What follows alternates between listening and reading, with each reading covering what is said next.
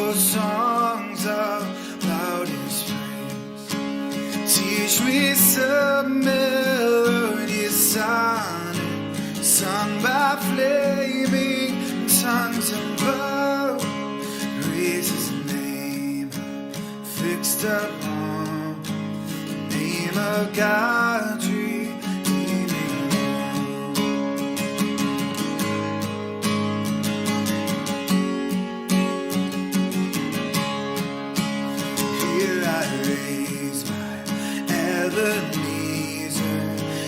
By thy great help I've come, and I hope thy good pleasure safely to arrive at home. Jesus saw me when a stranger, wandering from the fold of God. He to rescue me from danger interposed His precious blood.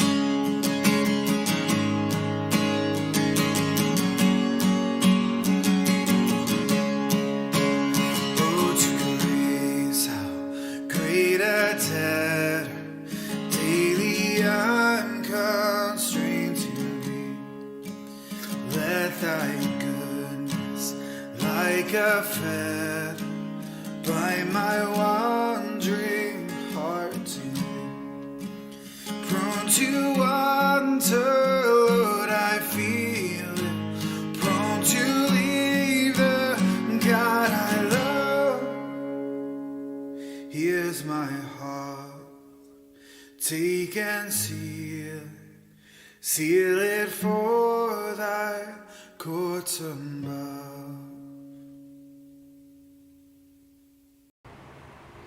Isang mabibiyang araw po sa inyong lahat, mga magulang ko't mga kapatid. Welcome pong muli sa ating online prayer covenant. Ako po ay nagpapasalamat sa Panginoon sa pagkakataong ito na muli tayong magsasama-sama, no, sa iisang layunin, no, bagamat tayo po ay magkakahiwalay, no, physically. Pero alam ko po na ang Panginoon ay nasa ating kalagitnaan. Dahil ang ating layunin is mapalalim pa ang ating pagkakilala sa Panginoon sa pamamagitan ng pakikinig ng kaniyang mga salita. So tayo po muna ay sandaling manalangin. O aming amang makapangyarihan sa lahat, salamat po sa umagang ito na kami ay iyong ginising na may malakas at malusog na pangangatawan. At sa araw po na ito, Panginoon, meron kaming kagalakan na ikaw ang una naming katatagpuin sa umagang ito, sa araw na ito. At naniniwala po ako, pag ikaw ang aming inuna sa aming buhay, ang lahat po, Panginoon, ng mga sandali na susunod ay iyo kaming pagpapalain, pangungunahan, at magiging matagumpay ang araw na ito dahil kasama ka po namin. Dakilang Diyos, samahan mo po kami sa aming pag-aaral ng iyong mga salita. Buksan mo po ang aming puso't isipan para maunawaan po namin ang tunay na mensahe na nais mong iparating sa amin sa umagang ito. Ito po ang aking samot dalangin sa pangalan ni Jesus. Amen. Sa araw po na ito, ang ating tatalakayin ay ang talata sa Lumang Tipan sa aklat ng Unang Hari, Kabanatang 11, talatang 11 hanggang 12. Sa unang bahagi po ng aklat na sa Unang Hari, Kabanatang 11, nagsimula po ang kwento ng kausapin ni Haring Ahab, si Jezebel na kanyang asawa, sa tungkol sa ginawa ni Elias na pagpatay sa mga propeta ni Baal. Kaya nagsugo po si Jezebel na kanyang tauhan para iparating kay Elias ang kaniyang sinabi. Parusahan ako ng lahat ng mga Diyos sa oras na ito kung hindi ko gawin ang ginawa niya sa mga propeta. Kasi po itong si Elias, kilala po siya bilang matapang at walang kinatatakutang propeta. Pero dito po sa kabanatang 11 ng unang hari, no, nagkaroon po siya ng takot kay Jezebel. Si Jezebel po ay babae, pero nung po siya ay binantaan na siya'y papatayin gaya ng ginawang pagpatay niya sa kanyang sa propeta ni Baal, siya po ay nagkaroon ng takot kahit ang ginawa po niya, no, nilisan niya po ang Mount Carmel papuntang Beersheba sa lupain ng Huda kasama ang kanyang utusan. At pagdating nila po sa Beersheba, iniwan niya po yung kanyang utusan doon at siya na lamang po ang mag-isa ang tumungo sa ilang. Kaya dito po sa talatang ating babasahin, ito po ay panahon na siya ay nasa yungib or nasa kuweba nang siya po ay kausapin ng ating Panginoon. Ang sabi po sa talata, ganito ang sagot sa kaniya, lumabas ka at tumayo sa ibabaw ng mundok sa harapan ko. Pagkasabi nito ay dumaan si Yahweh at umihip ang napakalakas na hangin. Sumabog ang bundok at nagkadurog-durog ang mga bato sa lakas ng hangin. Ngunit wala si Yahweh. Nang tumigil ang hangin ay lumindol, ngunit wala si Yahweh. Pagkalipas ng lindol ay kumidlat, ngunit wala rin sa kidlat si Yahweh. Pagkatapos ng kidlat, narinig niya ang banayad na tinig. So sa paanong paraan po ba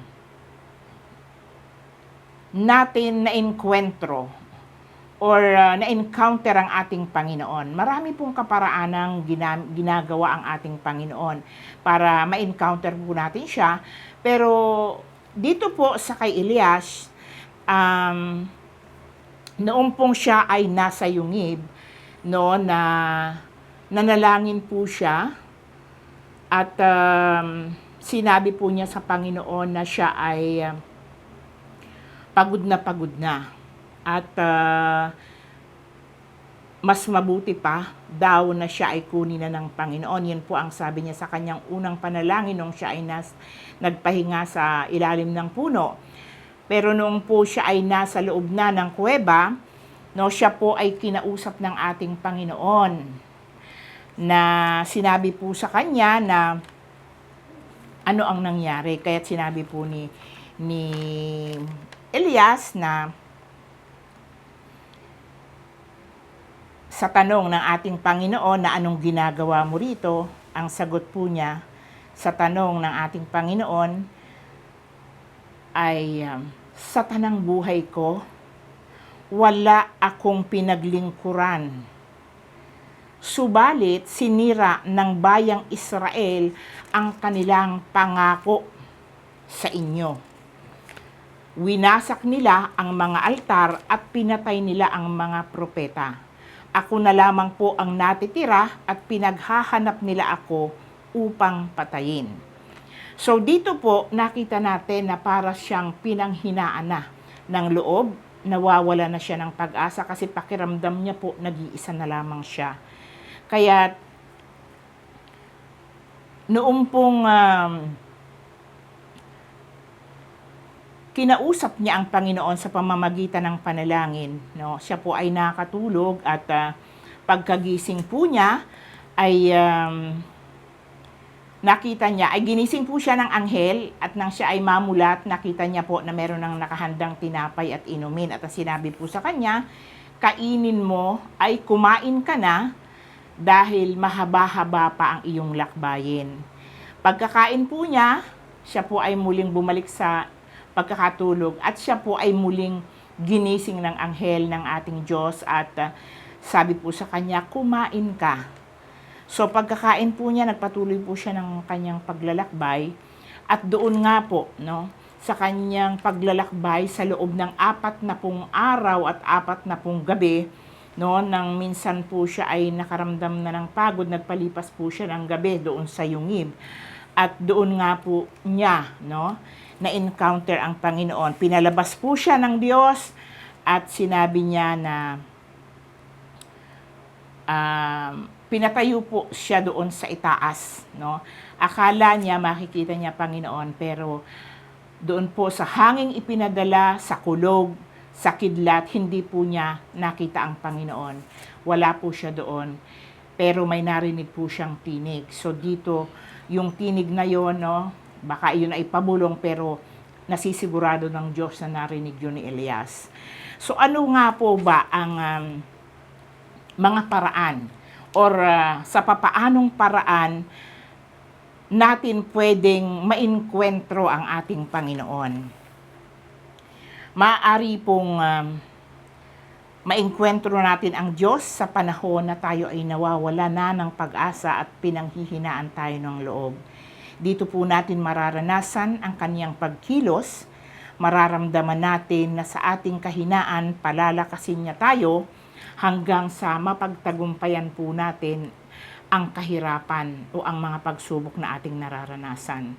Pangalawa, maaari din po sa pamamagitan ng mahinang tinig mangusap sa atin ang Diyos, gaya ng nangyari kay Elias.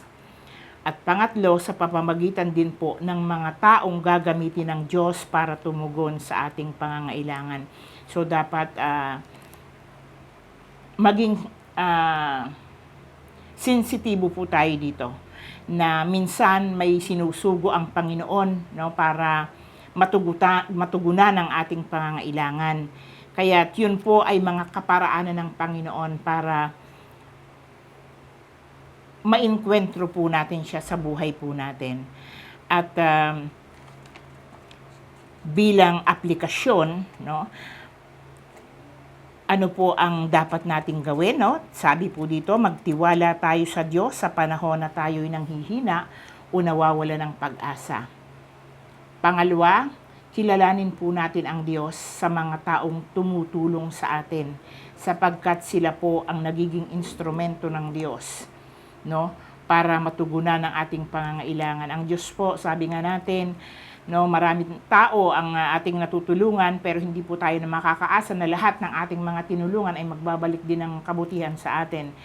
Pero huwag po tayong mawala ng pag-asa. Hindi man sila tumugon or makatugon sa ating pangangailangan, alam ko po na dahil nakita ng Diyos ang ginawa mong kabutihan, ang Diyos po ang magsusugo.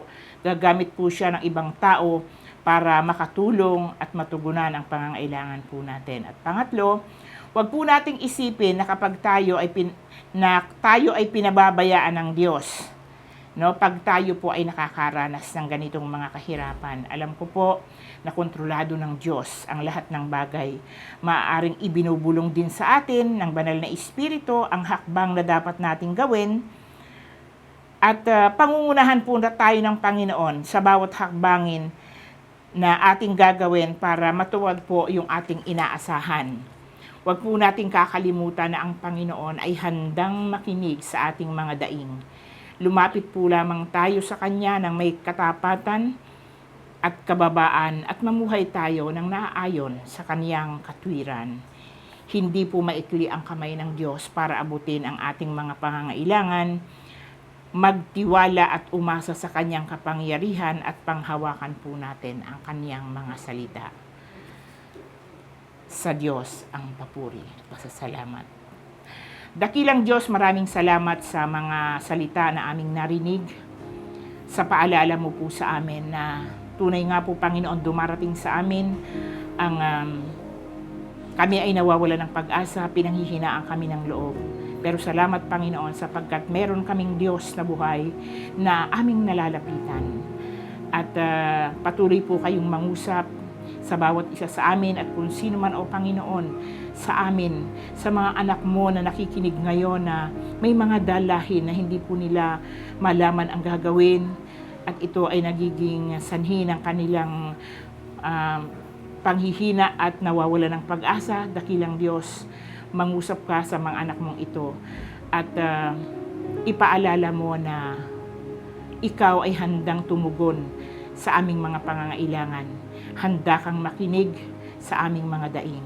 Kaya po, Panginoon, sa umagang ito, ako po ay nagsusumamo sa inyo na sana po sa mga anak mo na patuloy na nagtitiwala sa iyo, dakilang Diyos, huwag kaming mapagod.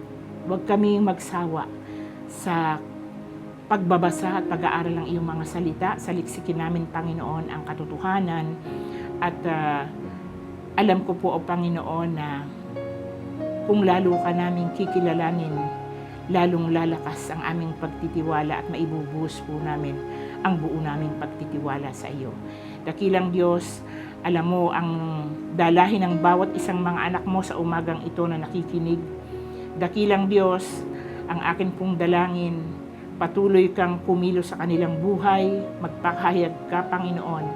At alam ko po na ang bawat isa sa amin ay naniniwala na meron kaming Diyos na buhay na handang tumulong at magligtas sa buhay ng bawat isa sa amin. Maraming salamat po, Panginoon. Ito po ang aking samot dalangin sa pangalan ni Jesus. Amen.